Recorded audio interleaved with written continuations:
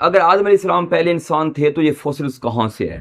کیا قرآن میں انسانی ارتقاء کا اشارہ موجود ہے؟ آدم علیہ السلام کی پیدائش سے پہلے زمین پر کون تھا؟ فرشتوں نے قتل و غارت کا خدشہ آخر کیوں ظاہر کیا؟ کیا فرشتوں نے انسانوں کو آدم علیہ السلام سے پہلے بھی خون بہاتے ہوئے دیکھا تھا؟ کیا آدم علیہ السلام سے پہلے بھی انسان زمین پر موجود تھے؟ دوستو، یہ کہانی صرف مذہب کی کہانی نہیں ہے، سائنس بھی کچھ اور ہی کہہ رہی ہے۔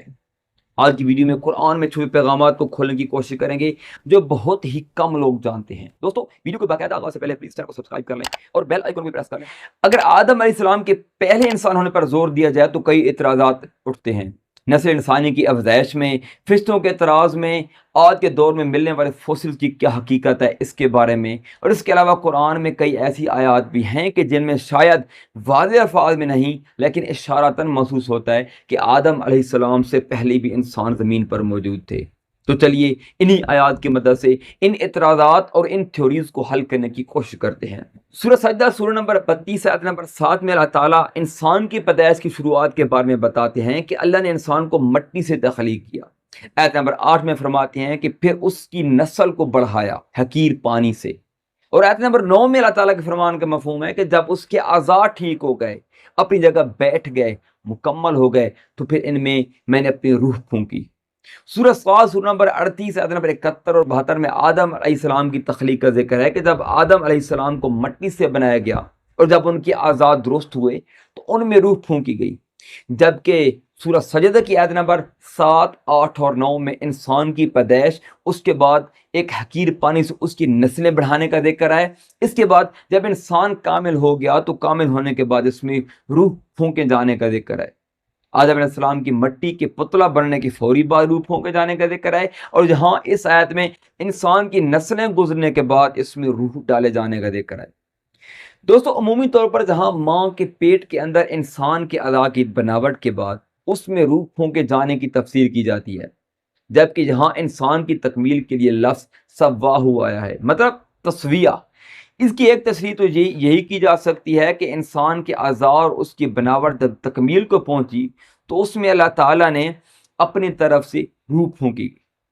سورہ شمس سورہ نمبر 91 آیت نمبر 7 میں انسان کو درست کرنے کے لیے لفظ سواہو کا استعمال ہوا ہے، جبکہ آیت نمبر 8 میں انسان کو برائی اور اچھائی کی سمجھ عطا کرنے کی بات کی گئی ہے۔ تو یہ بھی ہو سکتا ہے کہ اس لفظ سے مراد انسانی اعضاء کی تکمیل نہیں بلکہ انسانی شعور کی تکمیل مراد ہو، کہ جب انسان تدریجی عمل سے گزر کر ارتقائی مراحل کو طے کرتے ہوئے اس قابل ہو گیا کہ وہ اچھائی اور برائی کو دیکھ پرکھ سکے اور اسے سمجھ سکے، تب اس میں اللہ تعالیٰ نے اپنی روح پھونکی، مطلب اسے ایسے اخلاقی شعور عطا کیا کہ وہ محض حیوان وجود نہ رہا بلکہ وہ اخلاق، عقل، شعور اور خود شناسی سمجھ کر ایک ذمہ دار مخلوق بن گیا۔ اگر لفظ سواہو سے مراد جسمانی تکمیل لی جائے تو سورہ سجدہ کی آیت نمبر 9 میں موجود الفاظ کا لٹرلی معنی کان، آنکھ اور دل لیے جائیں تو ایک پیراڈاکس کریٹ ہوتا ہے۔ اللہ کے فرمان کا مفہوم ہے کہ جب انسان درست ہو گیا، مطلب پائے تکمیل کو پہنچ گیا، پھر اس میں روح پھونکی گئی، اور اس کے بعد آج کل کے ترجمہ کے مطابق کان اور آنکھیں اور دل عطا کیے گئے، تو یہاں پیراڈاکس کریٹ ہوتا ہے کہ جب روح پھونکنے سے پہلے انسان درست ہو گیا تھا تو روح کے بعد کون سے کان، آنکھیں اور دل بنائے گئے؟ کئی علماء کے نزدیک جہاں اس لفظ مطلب سواہو سے مراد انسانی جسمانی تکمیل سے زیادہ انسانی شعور کی تکمیل بنتا ہے، کیونکہ جسمانی تکمیل سے ایک پیراڈاکس کریٹ ہو رہا ہے جبکہ شعور کی تکمیل بالکل ایکوریٹ بیٹھ رہی ہے۔ مطلب اس آیت کے مطابق پہلے انسان کے شعور کو اس لیول تک پہنچایا گیا کہ اس کے اندر اچھائی اور برائی اور خود شناسی کی ایک پہچان ہو سکے، پھر اس میں روح ڈالی گئی، مطلب خود شناسی کی پہچان ڈالی گئی، ایک سیلف اویئرنیس کی پہچان ڈالی گئی، اچھائی اور برائی کا فرق بتا دیا گیا، اور اس کے بعد سننے، دیکھنے اور دل کا ذکر ہے۔ یہاں دل کے لفظ افعیدہ آیا ہے جبکہ دل کے لیے عمومی طور پر لفظ قلب استعمال ہوتا ہے۔ یہاں اس لفظ سے مراد ایسا دل یا ایسی سمجھ ہے کہ جس میں اچھائی اور برائی کی تمیز ابھرتی ہو،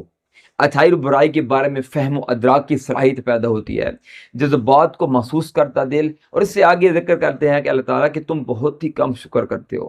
یہاں شکر سے مراد زمانی شکر نہیں بلکہ ان نعمتوں کا صحیح استعمال کرنا مراد ہے۔ مطلب اللہ تعالیٰ نے ہمیں سننے، دیکھنے اور اچھائی اور برائی کو سمجھنے کی طاقت عطا کی ہے، تو ہم انسان بہت ہی کم شکر کرتے ہیں، مطلب بہت کم ہی ان نعمتوں کا صحیح استعمال کرتے ہیں۔ اور اگر اس لفظ سباؤ سے مراد جسمانی تکمیل لی جائے تو سمع، ابصارہ اور افئدہ کو میٹافوریکلی معنوں میں مطلب ایک کنایہ کے طور پر لیا جائے تو ان تینوں الفاظ کو ملا کر اچھائی اور برائی اور سمجھنے کی صلاحیت مراد لی جائے تو جہاں انسان کی ارتقائی مراحل کا اشارہ ملتا ہے، مطلب انسان کے پیدا ہونے کے بعد اس کی جسمانی ساخت آج کے انسان سے الگ ہوا کرتی تھی۔ دوستو اگر آپ فوسلز کا مطالعہ کریں تو پتہ چلتا ہے کہ اس وقت کے انسان نما جاندار کا جبڑا چوڑا ہوا کرتا تھا، اس کا دماغی ڈھانچہ آج کے انسان سے بڑا ہوا کرتا تھا، لیکن اس کے اندر دماغ کا سائز آج کے انسان سے نسبتاً کم تھا، مطلب چھوٹا تھا، مطلب اس کے اندر شعور اور پیچیدہ چیزوں کو سمجھنے کی صلاحیت آج کے انسان کی نسبت انتہائی کم تھی۔ ان میں شعور نہیں تھا، بلکہ بھوک لگنے پر وہ ایک دوسرے کو بھی کھا لیا کرتے تھے، اور آج کل کے فوسل کی ہسٹری بھی یہی بتا رہی ہے۔ ہو سکتا ہے کہ فرشتوں نے انہی انسان نما جانداروں کو دیکھ کر یہ ازیوم کیا ہو کہ اس جیسی مخلوق تو قتل و غارت اور خون بہے گی، کیونکہ فوسلز کے مطابق ان انسان نما جانداروں میں شعور کی کمی کی وجہ سے وہ بھوک لگنے پر ایک دوسرے کو مار کر کھا لیا کرتے تھے۔ وگرنہ آدم علیہ السلام کی پیدائش سے پہلے اگر اس جیسی مخلوق زمین پر نہیں تھی تو فرشتوں نے کس بنیاد پر قتل و غارت، فساد اور خون بہانے کا خدشے کا اظہار کیا تھا؟ ان شارٹ اگر اس لفظ سواہو سے مراد جسمانی تکمیل لی جائے تو اس کا مطلب یہ بنتا ہے کہ انسان کو پیدا کیا گیا، اس کی نسلیں بڑھتی رہیں، وقت گزرنے کے ساتھ ساتھ ارتقائی مراحل طے کرنے کے بعد جب انسان کی جسمانی ساخت آج کی انسان جیسی پرفیکٹ ہوئی، مطلب اس کا دماغی ڈھانچہ، اس کا قد، اس کے دماغ کا سائز، اس کے ہاتھ پاؤں آج کے انسان جیسے پرفیکٹ ہوئے، تب اللہ تعالیٰ نے اس میں اپنی روح پھونکی، مطلب اس کے اندر شعور پیدا کیا۔ سورہ اعراف سورہ نمبر 7 آیت نمبر 11 میں اللہ تعالیٰ کے فرمان کا مفہوم ہے کہ جب میں نے تمہیں مطلب انسانوں کو پیدا کیا، پھر تمہیں شکل و صورت دی، مطلب تکمیل تک پہنچایا، پھر فرشتوں سے کہا کہ آدم کو سجدہ کرو۔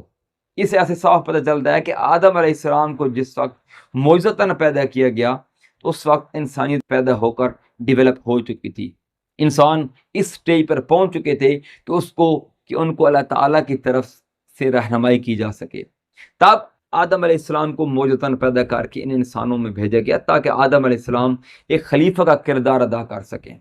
دوستو پچھلی ویڈیو میں میں نے سوال کیا تھا کہ خلیفہ کا لفظ آدم علیہ السلام پر کس طرح ایکوریٹ بیٹھتا ہے۔ اگر آپ کو یاد ہے تو آپ کو یہ بات آج کلیئر ہو گئی ہوگی کہ لفظ خلیفہ کیوں آدم علیہ السلام پر ایکوریٹ بیٹھتا ہے، کیونکہ ان سے پہلے بھی ہو سکتا ہے زمین پر ایسی مخلوقات آباد تھیں کہ جن کے بعد مطلب ان مخلوق کے بعد آدم علیہ السلام تشریف لائے،